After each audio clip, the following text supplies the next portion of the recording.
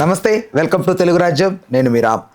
YCP suspension వేటు దువ్వాడ శ్రీనివాస్ గారి మీద వేయడం జరిగింది. అయితే దానికి సంబంధించి ఆయన ఎలాంటి స్పందన లేదు అనుకున్న టైంలో ఆయన ఒక వీడియో ద్వారా ఆయన యొక్క ప్రతిస్పందన తెలియజేయడం జరిగింది. ఓవరాల్గా ఈ అంశం గురించి ప్రముఖ పొలిటికల్ అనలిస్ట్ కేఎస్ ప్రసాద్ గారితో చర్చిద్దాం. సార్ నమస్తే. నమస్తే అండి.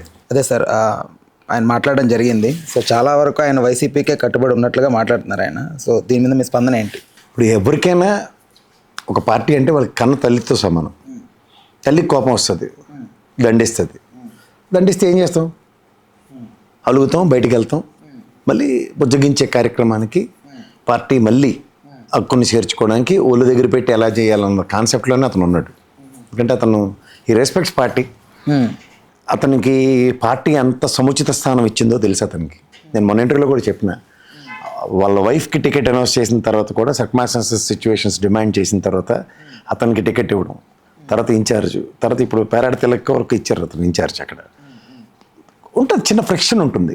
ఆ ఫ్రిక్షన్ని కొంచెం పార్టీ పరిగణలోకి తీసుకొచ్చి ఇతనితో కన్నా అతనితో అన్నప్పుడు ఇతన్ని లోపల ఉంచుకొని తలకానొప్ప బదులు ఫస్ట్ సస్పెండ్ చేసి అన్న దగ్గర అంటే పర్సనల్ ట్రాన్సాక్షన్స్ విషయంలో పర్సనాలిటీని ఎవాల్యుయేట్ చేస్తే ఇవాళ ఉన్న దాంట్లో ఎవరెవరు ఎలా ఉన్నారో అందరికీ తెలుసు. ఆయన పబ్లిక్ డొమైన్లోనే ఉన్నాడు.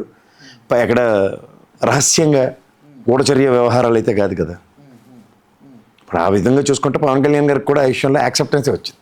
అదే కంపారేటివ్గా నా సుప్రీంకోర్టులో అడితే లివింగ్ రిలేషన్షిప్స్కి ఇండైరెక్ట్గా గ్రీన్ సిగ్నల్ ఇచ్చినట్టు. సార్, ఇప్పుడు లేఖలో కారణాలు ఏమి పెద్దగా లేనప్పటికీ బట్ ఇంటర్నల్గా what kind of reasons are behind sir? Internal అన్నది నేను చెప్తున్నాను కదా, అక్కడ కొత్త ఇన్ఛార్జిని వేశారు. వాళ్ళతో సమన్వయం చేసుకోవడానికి ఇతనికి వెసులుబాటు ఉందా లేదా అన్న పార్టీ కన్సిడరేషన్సే ఉంటాయి. సమన్వయపరుచుకునే దగ్గర ఇంకా 4 years టర్న్యూర్ ఉంది. అక్కడ లోకల్ ఫ్రిక్షన్స్ ఇంకొంచెం పెంచడం కన్నా బెటర్ అన్న దగ్గర తీసుకున్న నిర్ణయం.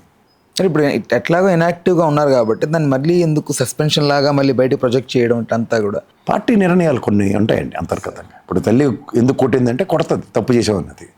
ఆ తప్పు చేసిన నిర్ణయాన్ని పిల్లలు ఖచ్చితంగా యాక్సెప్ట్ చేయవలసిందే, అంతేకాని వాకౌట్ చేసి వెళ్ళిపోరు కదా.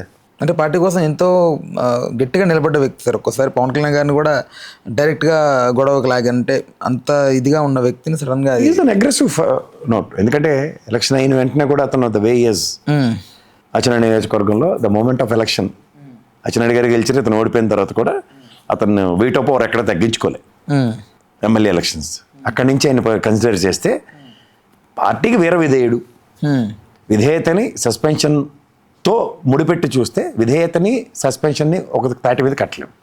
దువ్వాడ మాధురి గారి ఇష్యూ, అదే వాళ్ళ ఫ్యామిలీ ఇష్యూ వచ్చినప్పుడు కూడా వైసీపీ ఎలాంటి రియాక్షన్ పెద్దగా ఇవ్వలేదు. దువ్వాడ ఇంటి పేరు శ్రీనివాస్, మాధురి ఇంటి పేరు వేరు.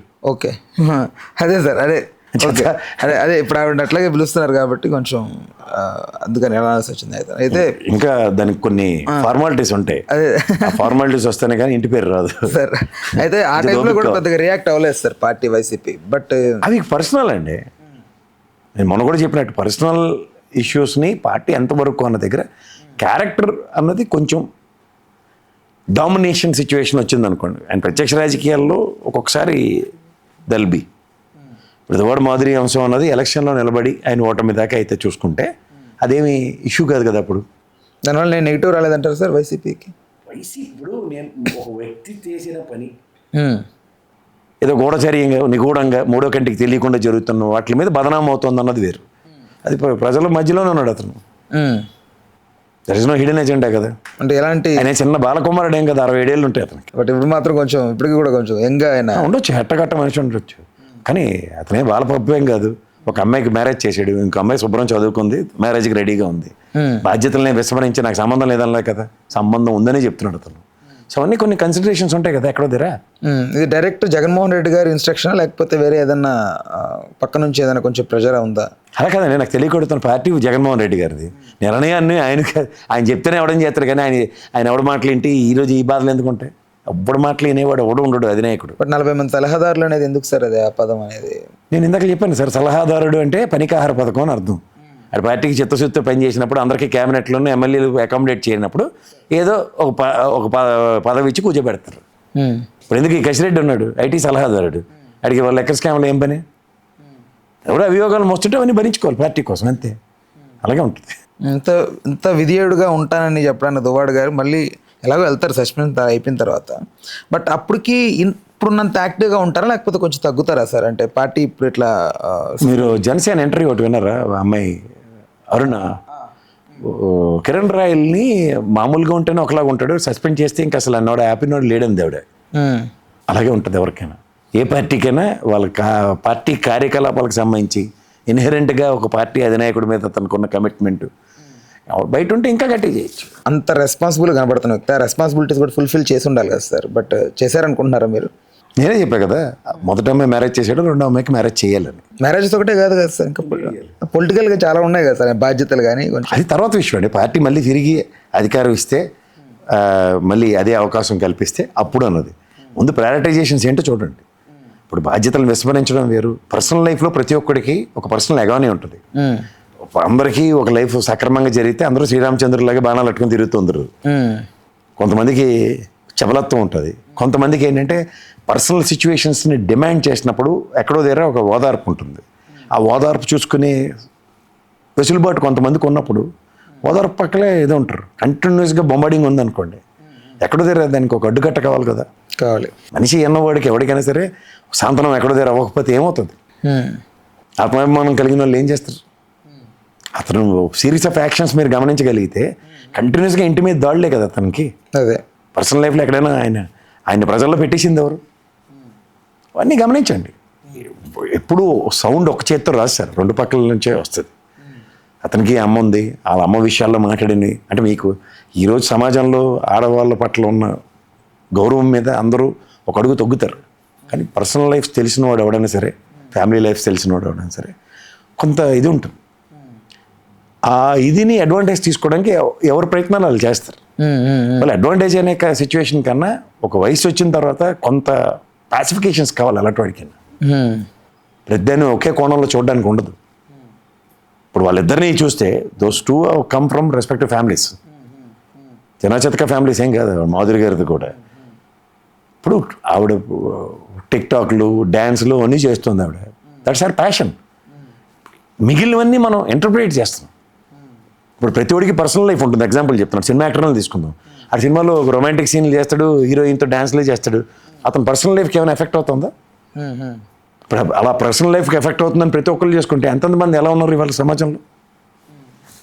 అని బయట నుంచి చూసే విధానం చాలా డిఫరెంట్గా ఉంటుంది. అందులో వాళ్ళ సమాజంలో ఒక ఎందుకు సార్ మనం చిన్నప్పుడు మన ఇంట్లో ఆడవాళ్ళు ఎవరైనా బండి మీద వెళ్తే అది పెద్ద వింతకని చెప్పుకునేవాళ్ళు మా చిన్నప్పుడు. అలాంటిది ఇవాళ అదేమంటారు ర్యాపిడోలో హ్యాపీగా బుక్ చేసుకుని వెళ్ళట్లేదు. ఈ మధ్యకాలంలో సార్ ఈ పర్సనల్ లైఫ్ని పబ్లిక్ డొమైన్లో పెట్టడం కూడా ఒక ఫ్యాషన్ అయిపోయింది అనుకోవచ్చా? చాలా మంది కొంచెం ఇంట్రెస్ట్ ఫ్యాషన్ అనలేమండి. ఇప్పుడు ఒక్కొక్కరు ఇప్పుడు మీరు యూట్యూబ్లో చూడండి, 1 minute రీల్స్ ఉంటాయి. కేరళలో ఎంటైర్ ఫ్యామిలీస్ వాళ్ళు అత్త కోడళ్ళు, అమ్మ తమ్ముడు అన్నయ్య అందరూ సమంగా పనిచేస్తున్నారు దాంట్లో. మీరు చూడండి కావాలంటే అది ఒక్కొక్కరిది ఒక్కొక్క ప్యాషన్ ఉంటుంది. మనం దాన్ని ఎలా కాంట్రడిక్ట్ చేస్తాం? చూసి విధానం ఉంటుందండి. మీరు ఒక మీనింగ్ అటాచ్ చేసుకుని ఇది అదే అనుకుని చూస్తే మీకు జన్మకి కంక్లూషన్ ఉంటుంది.